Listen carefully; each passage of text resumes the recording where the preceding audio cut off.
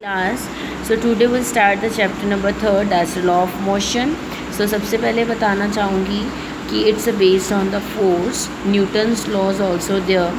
So Newton full name is sir Isaac Newton who discovered about the force. So firstly we know about the what is the force and what are the effects of the force. तो पहले बात करते हैं force, the push and pull of the object like pushing the door, pulling the door and so on. Similarly effects क्या हैं, अगर कोई body move कर रही है तो उसको हम स्टॉप कर सकते हैं बाय अप्लाइंग द फोर्स। अगर कोई बॉडी रेस्ट पे अगर मैं फोर्स अप्लाई करूँगी it will be move. Force की वजह से शेप और साइज चेंज हो सकते हैं like stretching a rubber band. Next is the force की वजह से मास में कोई चेंज नहीं आता, otherwise force can change the direction, force can change the state of rest and motion, force can change increase the speed of the objects and so on. Next we can read that kinds of forces are there. So beta there are two kinds of forces, contact and non contact force. Contact force से clear है कि जब दो bodies आपस में contact में आए उस टाइम पे जो फोर्स लगती है दैट्स अ कॉन्टैक्ट फोर्स, और बिना बॉडी के कॉन्टैक्ट में आए जो फोर्स लग रही है that is the non contact force. तो फ्रिक्शनल फोर्स के एग्जांपल से बात करते हैं। तो friction force is a contact force. वो कॉन्टैक्ट फोर्स क्यों है? फ्रिक्शन फोर्स एक कॉन्टैक्ट फोर्स इसलिए है कि अगर ये बुक मैंने टेबल पे रखी है, अगर यहाँ पे फ्रिक्शन ना हो तो बुक टेबल से स्लिप करेगी। सिमिलरली अगर मैंने बॉल को ग्राउंड पे फेंका है, थोड़ी देर बाद बॉल अपने आप रुक जाएगी, तो उसके ऊपर कोई ऑपोजिशनल फोर्स लगी, that oppositional force is known as the frictional force. Next is a normal reaction force. Normal reaction force क्या है कि ऑब्वियसली है कि अगर मैंने अपने हाथों पे एक ब्लॉक को रखा हुआ है, उस टाइम पे क्या हो रहा है कि जो टेबल है वो भी इसके ऊपर फोर्स एक्सर्ट कर रहा है और बुक के वेट से डाउनवर्ड भी फोर्स एक्सर्ट हो रही है, so that's a normal reaction force. Next one is a tension. Tension क्या है? बिना बॉडी के कह सकते हो कि जैसे फोर्स कार्ड की एग्जांपल ले लेते हैं। फोर्स है, पीछे कार्ड है, फोर्स और कार्ड आपस में किसके साथ कनेक्टेड है? Through the rope. अगर मैं वो रोप को काट दूँ, फोर्स अलग हो जाएगा, कार्ड अलग हो जाएगी, so indirectly both are connected with the help of the rope. So that type of force is known as the tension force. Similarly are there कि ये weight है, string है, ये weight और string आपस में किसकी support आपस में किसकी वजह से जुड़े हैं? string की वजह से।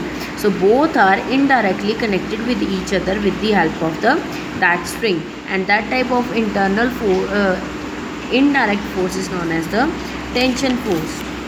Next one is the restoring and the deforming force. Restoring and deforming force में क्या है कि मैंने एक फिक्स स्ट्रेंथ ली, वहाँ पे स्प्रिंग को बांध दिया, जब यहाँ से फोर्स लगाऊंगी ये स्प्रिंग जो एक्सपैंड करेगा। तो जब ये एक्सपैंड किया तो इसकी ये डिफॉर्मिंग स्टेट थी, लेकिन जैसे ही मैं यहाँ से छोड़ूंगी ये वापस अपनी पोजीशन में आ जाएगा, वापस अपनी शेप में आ जाएगा। So that is known as the restoring force. ये आपको एग्जाम्पल दी गई। Next one is the collision. Collision का मतलब क्या होता है? टकराना। जैसे एक हैवी वेट बॉडी है, कहता है एक स्मॉल वेट बॉडी है, जब ये दोनों आपस में कोलाइड करेंगी, कोलाइड करने से क्या होगा? जो हैवी वेट बॉडी है वो तो वहीं पे रहेगी, लेकिन दूसरी जो है वो मूव करेगी। कोलिजन का मतलब कि for the some time the bodies will collide and after that it will be move same as a different parts. And then is a non contact forces. बिना टच में आए, फिजिकली कॉन्टैक्ट में आए जो force लगती हैं that's a non contact force like a gravitational force. अगर हम कहते हैं कि फ्रूट्स ट्री पे लगे हुए हैं, तो जो फ्रूट्स हैं वो ट्री के अर्थ के साथ कनेक्टेड तो नहीं है, लेकिन फिर भी वो रेस्ट पे हैं, सो that is the gravitational force.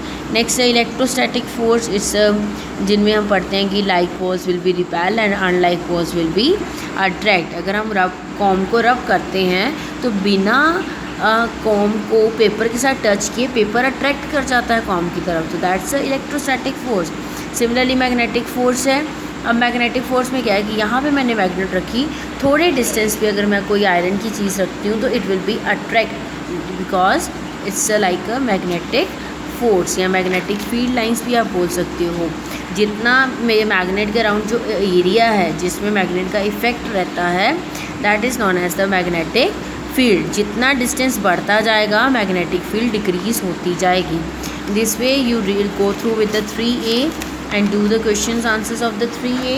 Next one is the Newton first law. बेटा मैं आपको ओवरव्यू दे देती हूँ, then you read it and then I send you the complete explanation of it. तो Newton's first law of motion में क्या है कि Newton first law of motion को लॉ ऑफ इनर्शिया भी बोला जाता है। न्यूटन के फर्स्ट लॉ में था कि जब तक हम किसी चीज़ पे एक्सटर्नल फोर्स अप्लाई नहीं करते, it can not be change its position, it may be at rest, it may be at motion.